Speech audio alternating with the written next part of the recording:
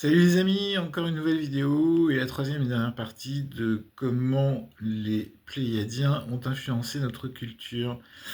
Dans les deux précédentes vidéos, je vous avais parlé de l'apport des Pléiadiens par rapport à la Torah, le premier texte écrit en fait de l'histoire qui reprend tous les événements marquants de l'humanité inscrits donc dans ce texte.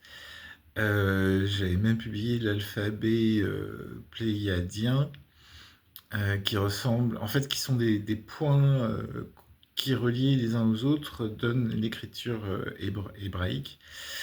Et donc, on peut penser que ces points sont des codes informatiques qui permettent de penser que ce texte biblique de l'Ancien Testament est en fait un système informatique. Donc, j'ai fait beaucoup de vidéos à ce sujet, je vous invite à les regarder. Hier, pardon, j'ai parlé de Jésus comme étant un pléiadien directement, qui aurait dû être le Messie que tout le monde attendait, sauf que, enfin, en tant que Messie, il était reconnu déjà à l'époque, on le prenait pour le Messie, et en tout cas, même les Romains l'appelaient Jésus le Messie. Et puis Billy Mayer, qui est un des premiers contactés, en tout cas dans le siècle dernier, par les Pléiadiens. Alors, lui, il appelait ça les Pléiariens.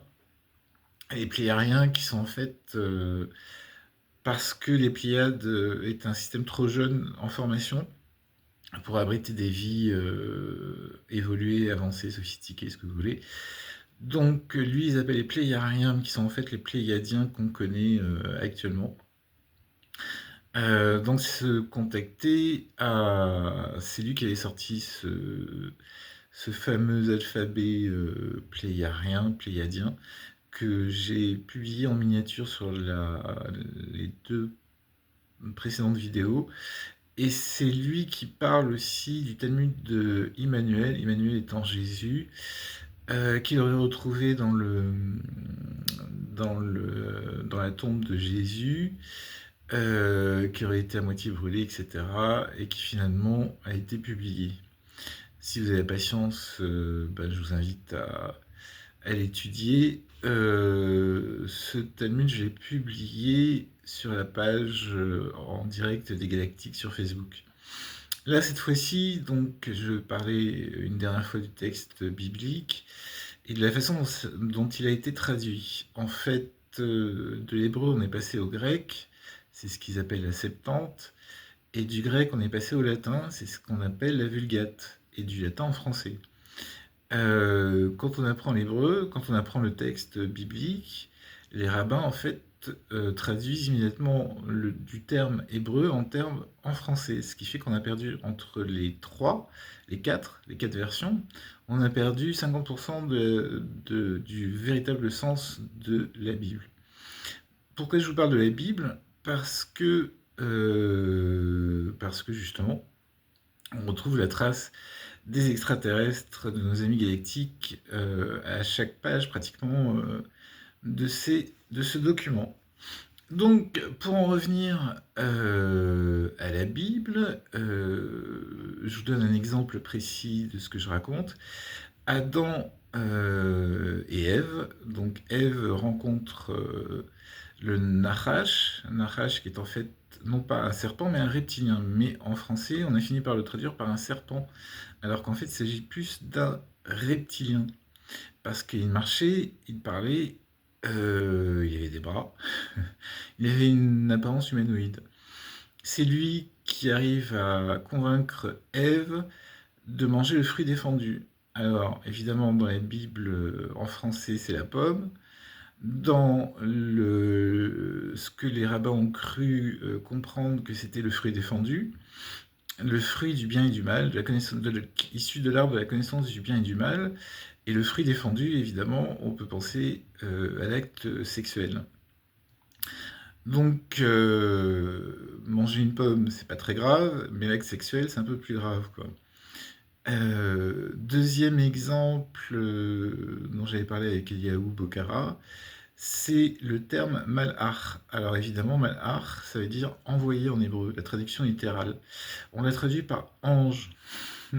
Donc du coup, ça perd tout son sens. Envoyé par qui? Actuellement, certains starsites qui ont un rôle à jouer sur Terre, on les appelle les envoys. Donc on revient à l'idée que peut-être la Fédération Galactique, les Pléiadiens, ce que vous voulez, ont été envoyés pour prévenir Abraham, qui était le père de toutes les nations, pour lui expliquer beaucoup de choses, notamment que sa femme allait avoir un enfant, qu'ils étaient là pour se débarrasser des devis de Sodome et Gomorre qui sont arrivés à un stade épouvantable, etc., etc. Du coup, les anges déchus, c'est aussi les anges, donc on a parlé d'anges déchus par la même occasion, et on a parlé des Néphilim. Néphilim, tout de suite après la création d'Adam, enfin quelques siècles après la création d'Adam, on parle des Néphilim. La traduction littérale, c'est ceux qui sont tombés du ciel. Ça vient du mot nafal, et on a traduit ça par ange déchu. En fait, c'est une race extraterrestre, puisqu'ils sont tombés du ciel, qui a voulu bidouiller notre ADN et qui l'a fait et qui s'en est pas privé de faire des hybridations, etc. Pourquoi je vous parle de tout ça? Parce que dans le genre contresens et controverse, dès le premier verset de la Torah, en hébreu, hein, je précise bien, on nous parle des Elohim. Mais on a traduit ça par Dieu, et personne ne s'en est ému. C'est-à-dire que les Elohim au pluriel ont terraformé la Terre. C'est-à-dire qu'ils ont pris une planète et ils ont fait en sorte que la vie puisse s'y reproduire. Donc cette terraformation a, a été littéralement écrite dans le texte par les Elohim. Les Elohim, donc, ils étaient plusieurs. Et contrairement donc à la traduction monothéiste du texte où on a perdu le sens des mots, on a traduit ce Elohim par Dieu. Dieu au singulier. En fait, c'est une race extraterrestre qui est venue pour ensemencer la Terre, la terraformer, euh, euh, créer tout un système sur Terre pour éviter les explosions volcaniques, faire en sorte que la Terre se calme. Est-ce que c'est eux qui sont à l'origine des pyramides et de systèmes comment dire, de stabilisation de la croûte terrestre, de communication, etc. Peut-être. C'est pas marqué en tout cas dans la Torah et on n'a aucune preuve par rapport à ça. Pourquoi je vous parle des Elohim? En quoi c'est intéressant et important? Alors déjà, il y a plusieurs polémiques qui sont nées quand les gens créent des petites statues pour remercier le dieu de la pluie, le dieu des récoltes, le dieu de la guerre, le dieu X ou Y. Donc pour eux, chaque statuette permettait euh, d'entrer en contact avec une entité qu'ils considéraient comme des dieux. Rappelez-vous la théorie des anciens astronautes, où on nous explique que ceux que l'on prenait pour des dieux étaient en fait des extraterrestres, qui étaient venus pour nous aider, pour nous apprendre à, à récolter, à faire du pain, à créer une société, etc. Tout ça se retrouve dans la Bible en fait. Il y a eu des centaines, des milliers de tablettes sumériennes qui racontent une autre histoire, mais pour le peuple en lui-même, il n'y a jamais eu de traces écrites de réformes, de lois, de sentences. C'est ce qu'a fait le peuple hébreu à l'origine. À l'origine, non. À partir donc de la réception du texte de la Torah. Donc, pourquoi je vous parle des Elohim, pardon, c'est la preuve la plus flagrante que avant Dieu, enfin que au-delà de la notion de Dieu, il y avait surtout des races extraterrestres qui se baladaient un peu partout et qui créaient des terres, qui ensemençaient des terres. Ces Elohim,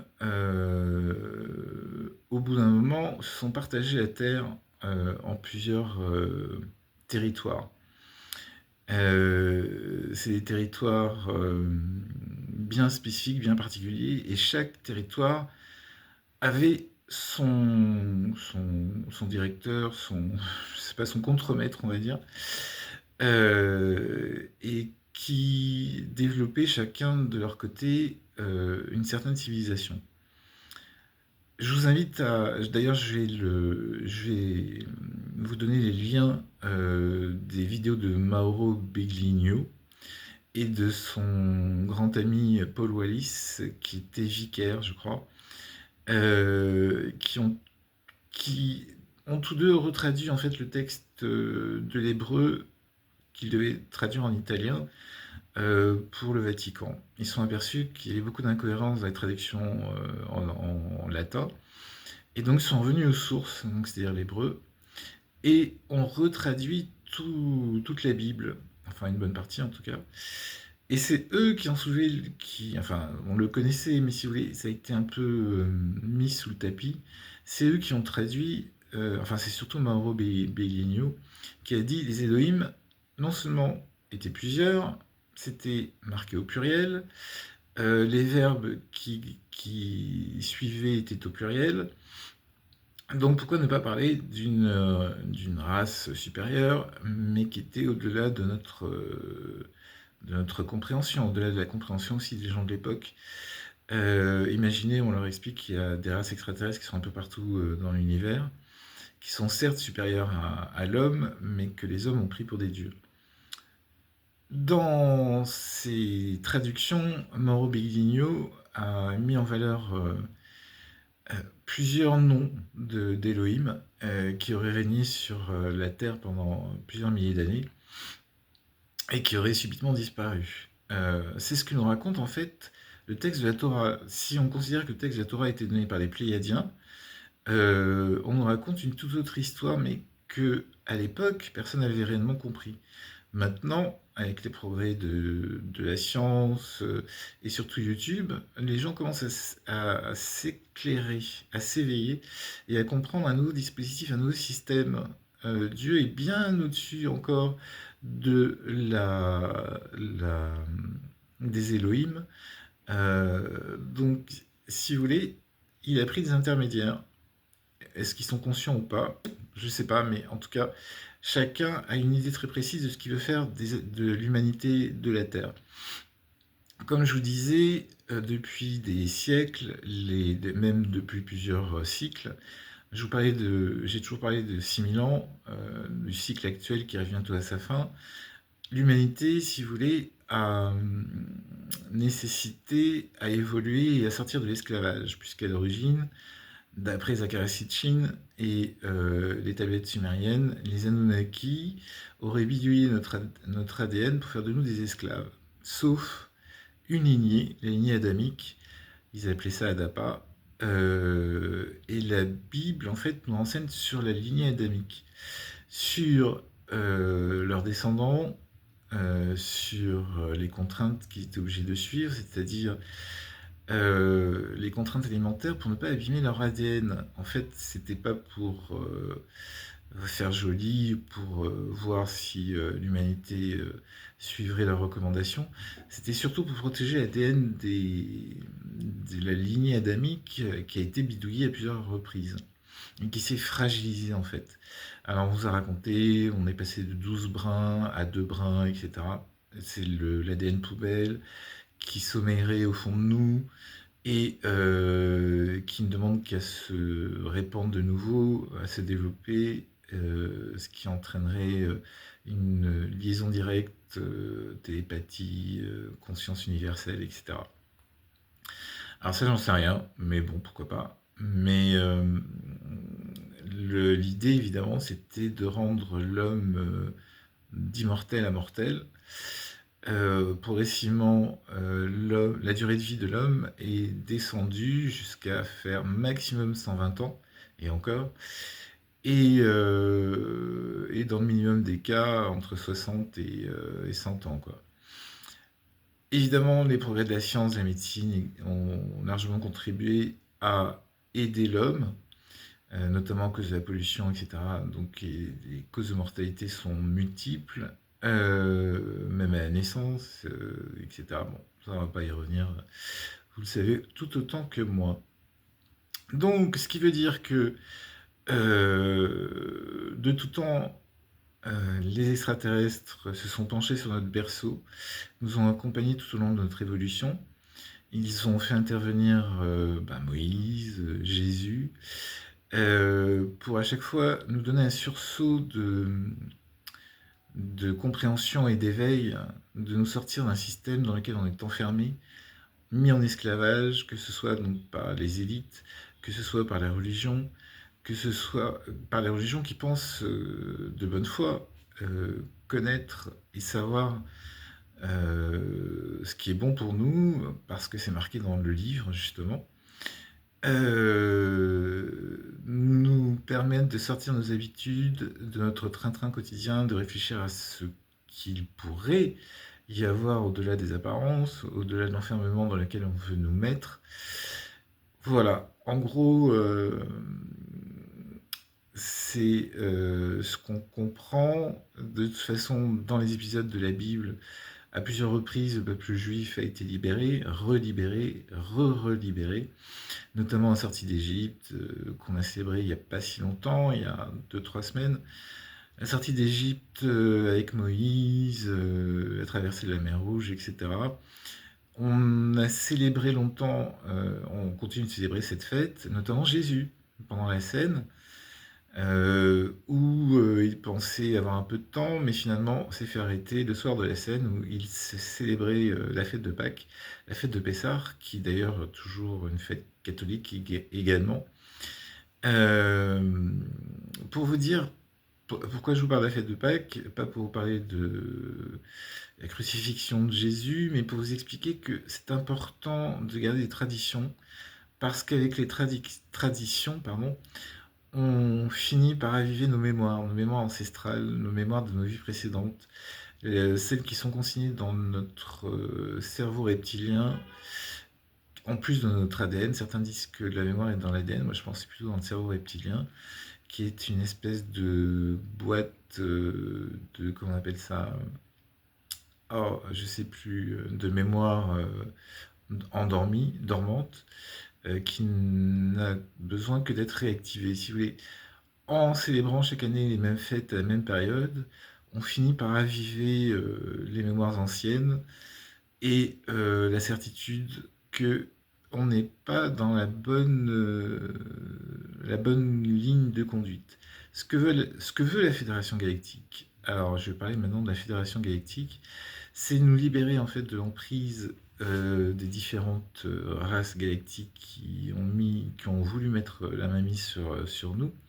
Tous les 6000 ans à peu près, je pense que Comet Royal Atlas était venu pour jauger en fait notre capacité à être indépendant et sortir de l'esclavage. Tant qu'on n'en sera pas sorti, on va rester entre les pattes des races extraterrestres qui ne nous veulent pas que du bien, pour rester enfermés, pour leur donner ce qu'ils cherchent le plus, c'est-à-dire à nous exploiter, nous faire peur, prendre notre louche, c'est-à-dire nos émotions, etc., qui pour eux sont un nectar. Tant qu'on sera enfermé dans un cycle d'esclavage façonné par nos élites, on restera une nourriture de choix pour les races involutives. C'est ce que ne veut plus la Fédération Galactique.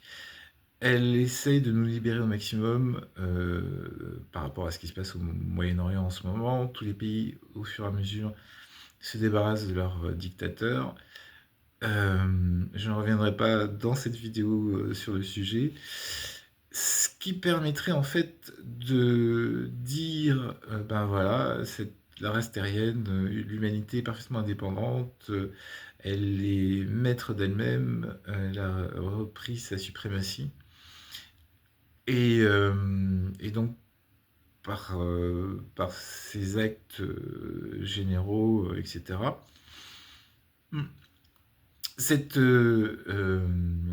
Ils sont parfaitement capables d'être autonomes et de devenir une race galactique à son tour et de voyager aux côtés de la Fédération galactique dans l'espace. En devenant autonomes, ils n'ont plus besoin de personne et ils peuvent désormais être totalement indépendants. Voilà, c'était le dernier point sur lequel je voulais revenir par rapport au texte biblique. Pour en revenir à la vidéo d'hier, donc je vous avais parlé de Jésus et de son Talmud qui a été retrouvé grâce à Billy Mayer. Ce que je voulais vous dire, alors, Valérie m'a envoyé une vidéo de David Lelouch que j'ai mis en post. Alors, je ne sais pas si les gens ont lu ou pas. Dans cette vidéo, il explique qu'il y aurait eu deux Jésus à la même époque, un bon et un mauvais. Un qui était rabbin reconnu en tant que rabbin des Esséniens, et un autre qui repassait derrière et qui faisait des conneries. Et c'est cet autre qu'on aurait voulu juger. Donc c'était Jésus Barabbas, apparemment, alors que l'autre c'était Jésus Ben Yosef. Et qu'on aurait pris la mauvaise personne. Et évidemment, évidemment, c'est pas fait au hasard. En général, quand les gens viennent pour changer le cours des choses, on les arrête en cours de route. Voilà. J'en ai fini avec le texte biblique.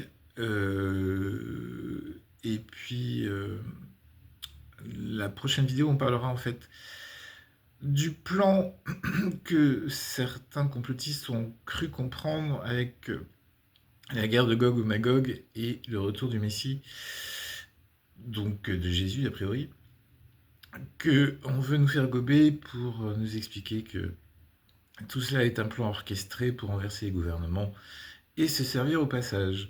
Donc on en parlera dans la prochaine vidéo. Aujourd'hui, je vous laisse réfléchir à tout ça. Je vous ai dit sur la page en direct des Galactiques sur Facebook, je vais publier pas mal de vidéos. J'en ai déjà publié beaucoup. Que je vous invite à regarder, à suivre, etc. D'autres documents qui complètent en fait les vidéos que je fais avec vous sur YouTube. Voilà, je vous embrasse et je vous dis à très bientôt. Gros bisous.